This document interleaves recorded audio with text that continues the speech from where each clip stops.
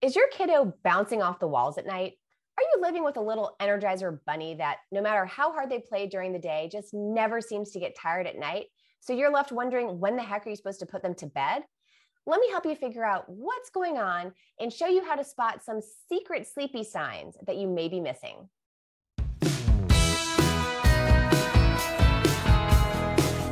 You've heard me say a million times that your toddler and preschool age kids should be falling asleep before 8 p.m.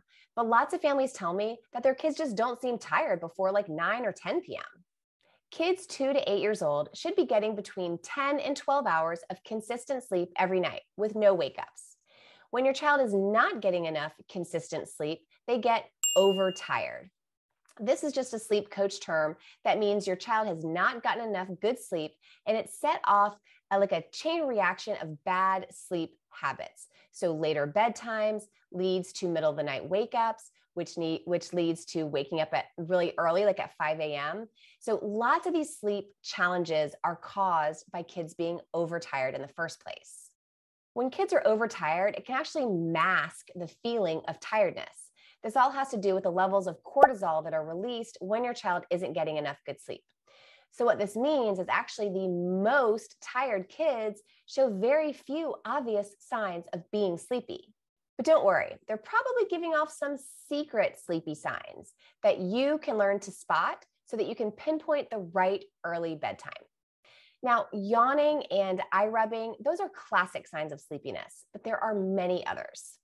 Does your child ever start behaving in a way where their body seems to be heavy, like they're either laying down on the couch, they seem lazy, or maybe they're holding their head up in their hands, or maybe they just get fussy, kind of short-tempered? If they stop engaging with toys that they normally love to play with, or they stop engaging with other family members, maybe they get less talkative, maybe they start kind of twirling their hair. One family told me that their son was really talkative all day long and always asking a million questions.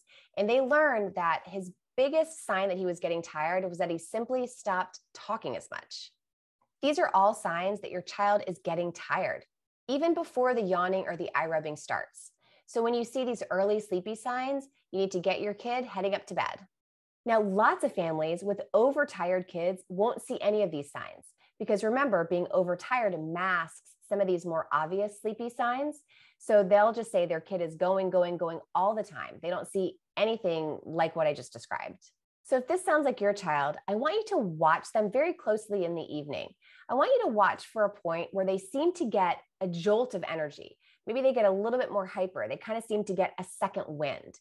Maybe it's around dinner time. Maybe it's around bath time. Maybe it's even earlier in the evening if your child has been going to bed way too late or not sleeping well for a while.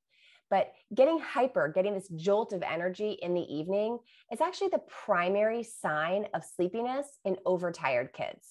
So really watch your child in the evening. I want you to watch for when the second wind sets in, because when the second wind sets in, it actually means that you've already missed their perfect bedtime. So look at the clock. I want you to use the clock as your guide. And the next night, I want you to put them down earlier, before the time that they normally get that second wind. Because once they get that second wind, you're looking at 60 to 90 minutes of crazy hyperness before your child's actually going to be able to settle down and go to sleep. Use these tips tonight to watch your child and spot some secret sleepy signs that you may have been missing. And don't forget to subscribe to my YouTube channel so you'll be the first to know when a new video comes out.